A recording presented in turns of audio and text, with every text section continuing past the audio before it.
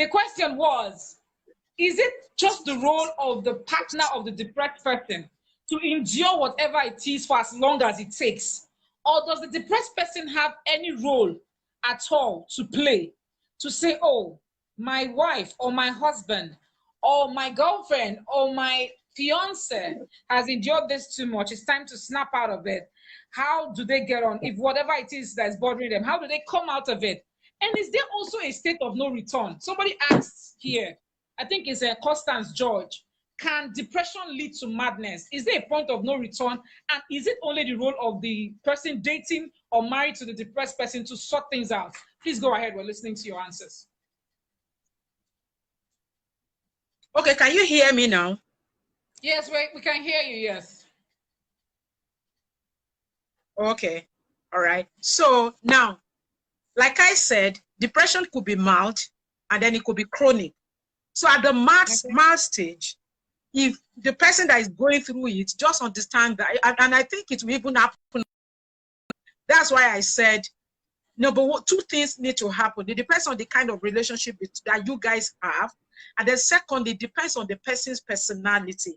So people are just naturally quiet. They don't like to mount their problem on other people. That's just the way they are. So if you are dealing with that kind of a person, the person might be feeling, you know what, let me just deal with my problem on my own. But another personality at that point might feel like, oh, let me share with my partner. So two things will determine that: your partner's personality and the kind of relationship that you shared, which I've explained earlier. Now, but when you get to a chronic stage, the responsibility of bringing that person out now lies with the partner. It's just like somebody that is drowning, you know, in a very big ocean. And then you are telling the person, jump out now, jump out now. How will the person jump out? Like I said, it's just like telling a crippled man, run, run. The person is looking at you. So it now depends on you, if you really care about that person, to see how you are going to pull that person out of the place. Because it gets to a place where they just sit down there, they can't come out anymore. The responsibility lies with the partner. And it depends, and that's where, again, the relationship that you share, that's where it also matters. All right. So at the beginning, if it's mild, the person, depending on the personality and the kind of relationship you have, to share with you, and they might not share depending on the personality. But when you get to a chronic stage, the responsibility totally lies with the partner. And that's where, in this part of the world, we need to start, you know, there must be awareness for mental health. Mental health awareness, counseling, psychotherapy has to be going everywhere, every day, everywhere. So that when people start seeing this kind of signs, they could know that something is wrong with my partner. It's not usually like this. It's very loving, it's very caring. So when you're asking what is wrong, and the person, some people might not even be able to tell you this is what is wrong. But some people could say, you know what, babes, I'm going through stuff. Can you give me some time? If you have somebody that can even go to that can take that step to tell you, give me some time, I'm going through stuff, what you need to do is to stay with that person, help the person to come out of whatever they are going through, not by nagging, not by shouting, not by whining, not by crying, but by helping them to come out, by supporting them to come out of it. Okay. So in other words, this is why it's important for people to marry their best friends and people that they are really in love with. They're just married for being married, having to deal with a depressed partner. I don't see that marriage lasting at all. So Doc, let us also look at a situation whereby everything that has been done to this person is not working. The person who is in a relationship has tried all they can and is prolonged, especially in marriage, because in a normal relationship, well, some people might not be able to hold on, while some will stay put. Just like you said, it depends on the quantum of love or the quantum of understanding or the quantum of this belief that I can't be wrong about this person. This man is a wonderful man and he cannot just turn sour one morning. Right. Is there, when the person has tried all they can and it is not working, what is the next move? Oh, you can't be understanding. Okay, for instance, this person used to talk to you, used to have sex with you. None of those things are happening anymore, and you are still persistent and you're still trying to make it work, when this person has tried everything and it's not working, what is your advice? So picture when somebody is drowning. What do you do? That's the question. When you have somebody that this person is drowning in an Atlantic Ocean, what do you do? If you can swim, you need to save the person. But an Atlantic Ocean is a big ocean, so you need to also have to know how to swim very well to dive into the space with the person. That's another thing. Can you hear me? Hello? Ah, network has to be fair to us today. Oh. To be pour libation for this network. Dr. Tolu. Network is really poor. Her network is poor. All right, let's just be patient, okay? It's an interesting topic, and she's still going to take your questions, okay? Thank you all for joining. Thank you. So go on, we're listening to you. Okay. All right. So I think the question was, can depression lead to madness or something? Yes. So of course, yes. So we were at the point where you talking about, okay, what do you do with someone that dives into an ocean? And I asked, what if the partner, and you are not a lifeguard? Yes, yes. When you are not that's it. You are not a lifeguard, and you notice that this person is sinking in that ocean. What do you do? Now, where will make,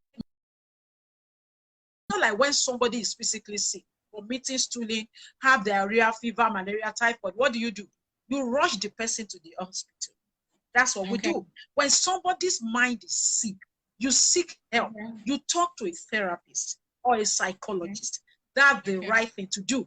If you think you can help your partner out of a chronic depressed state, you can never. It is only when it is mild that you can actually help. And your helping is not like, oh, talk to me. It's not whining, it's not crying. It's just being there. Being there, just telling the person.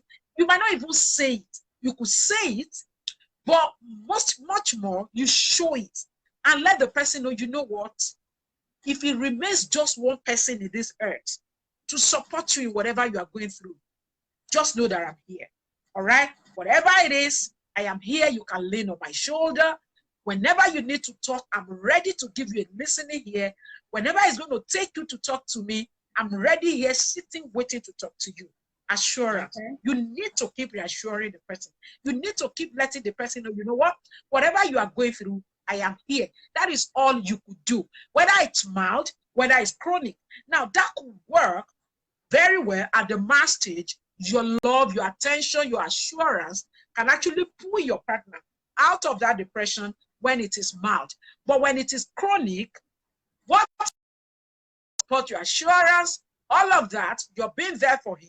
What he can do is just to encourage. He can never pull him out of that depression. The person needs therapy.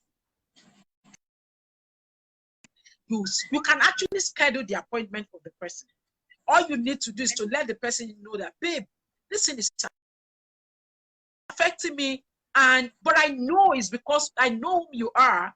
I know it's because you are going through a lot, and I'm right here waiting for you. But just to let you know that if I am trying to pull you and I can't pull you, there's possibility of the two of us start sinking together. You can sink together because you don't have the capacity. You are not a lifeguard and you are trying to save him. So in the process of you trying to save the person, you can also start falling into depression because you are crying, you are missing him, you are wailing, you are alone, you are lonely, you are feeling, what is it doing to me? Interesting. So you can actually get before you know it, you start drawn into. So what you need to do is to look for a lifeguard. You can. And the two of you are going to sink together. Is to just let the person know, you know, babe, I'm here for you. If I sink with you now, because this thing is driving me nuts, as much as I'm trying to be strong, I am human too. But I understand that you are going through a phase. But if I continue like this, I think I too, I might start losing myself. I might start losing my mind. Could you try and seek for help? And I think if the person care about you, the person will do that as well. All right. So the right thing to do is to seek for therapy. Interesting. When your body is sick, you go to the hospital. When your spirit is sick, you go to your church or your mosque. When your mind is sick, you need to talk to your therapist. Wow, interesting. So you just heard that dealing with a depressed, when someone that's not emotionally intelligent or strong is dealing with a depressed partner, it could eventually push you into depression. So in other words, when it gets to that point where you know that it's beyond you, so ask that both of you seek for help. So tell me, what is the period to be patient? How long, especially for those people who are not yet married? We're going to talk about the married ones and the married ones. How long should you hold on to it? How long do you think it can? You say, oh no, this one now, we need help. If we're not going to get help, I'm out. At what point will this happen?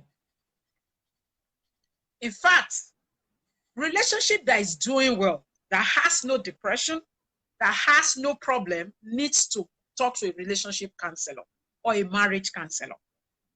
So it is like taking your car for servicing. If it's something that we have been doing, there is possibility of you even being able to discover that problem even before it gets to the level it is, if it's something that we do often. Abroad, people talk to their counselors like when you are going for medical checkup. In fact, sometimes it's even, they do it more than medical checkup.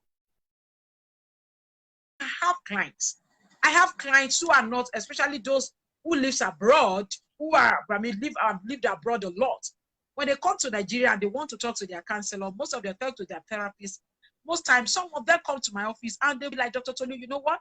Don't just say anything.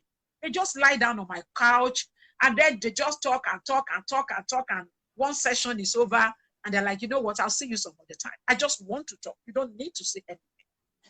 So it is something you even do when you don't even have problem.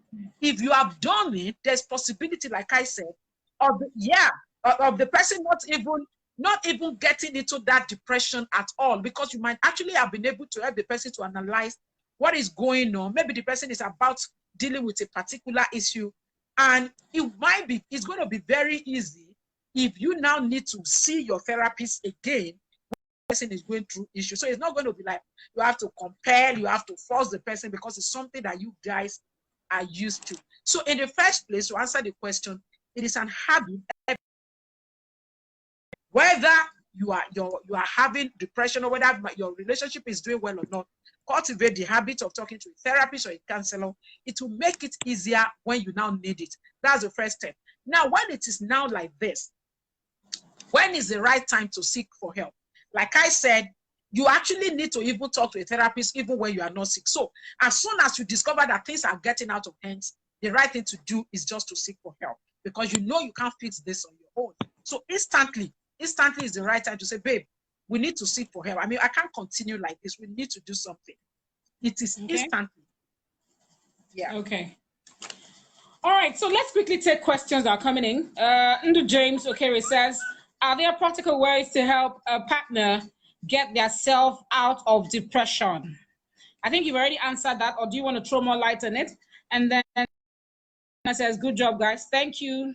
Tessie here, Chiluru Onokalusi says, how does someone deal with a distance relationship, either in marriage or in a dating relationship?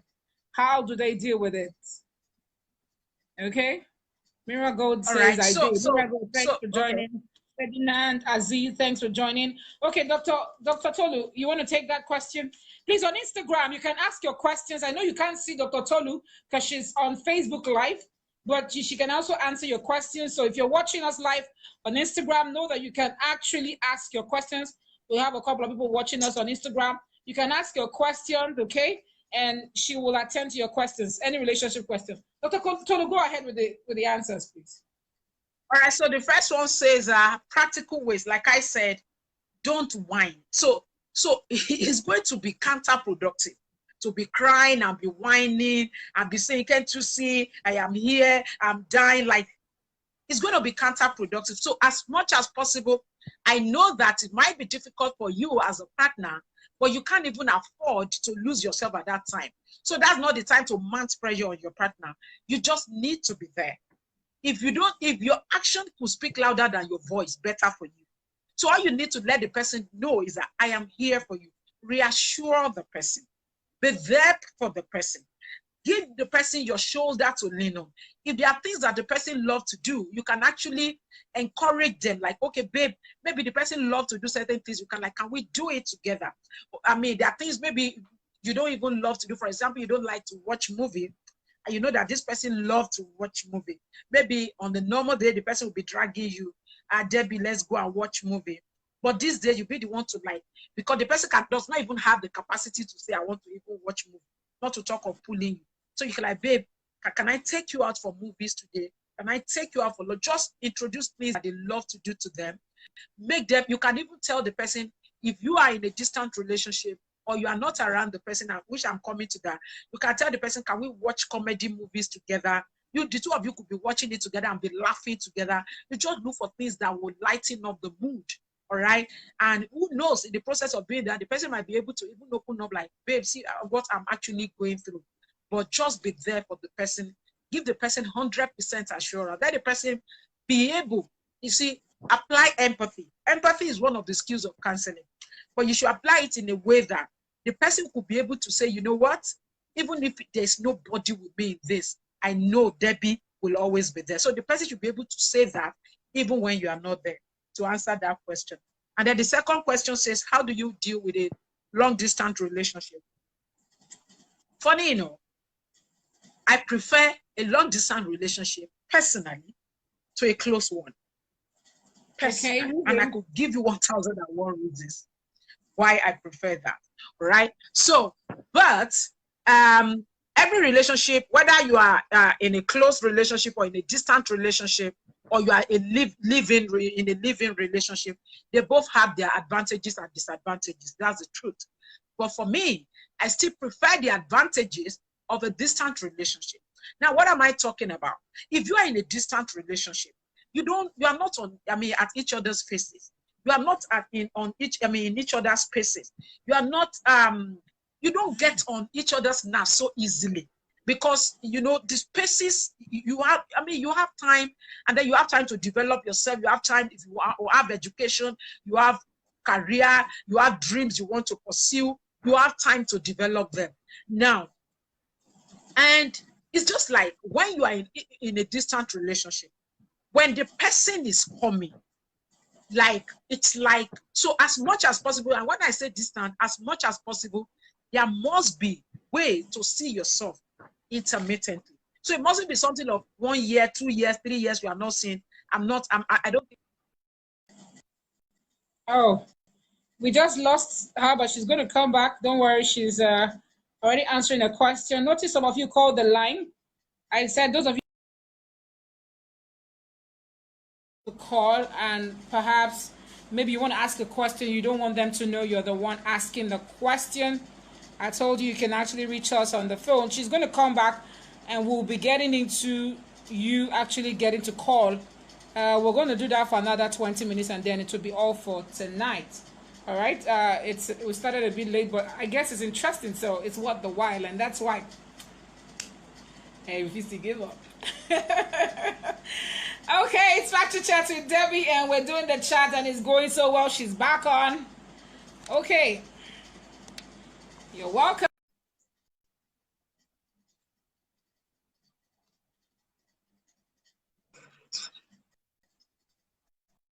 Back, Dr. Tolu. Yeah. It's a wonderful night. Go ahead, I'm listening. We are all listening to you. So basically, I would just give that person certain tips on how to manage distant relationship, like I was saying. So the first thing you could do is to make sure you do things together. So you could actually have, like I said before, maybe there are especially something like series, some series on TV, some series on Netflix. You could set time together to watch it together.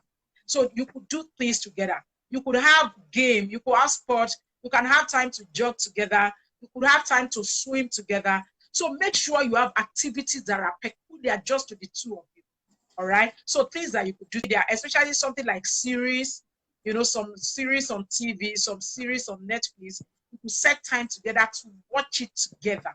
So you could do things together. You could have game, you could have sport, you can have time to jog together, you could have time to swim together. So make sure you have activities that are peculiar just to the two of you. All right. So things that you could do together. Then set time to make sure you talk.